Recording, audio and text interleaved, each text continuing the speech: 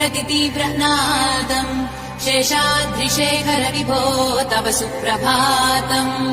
श्रीमन्नभीष्टवरदाखिल लोकबन्धो श्री श्रीनिवास जगदेक दयैक सिन्धो श्रीदेवतागृहभुजान्तर दिव्यमूर्ते श्रीवेङ्कटाचलपते तव सुप्रभातम्।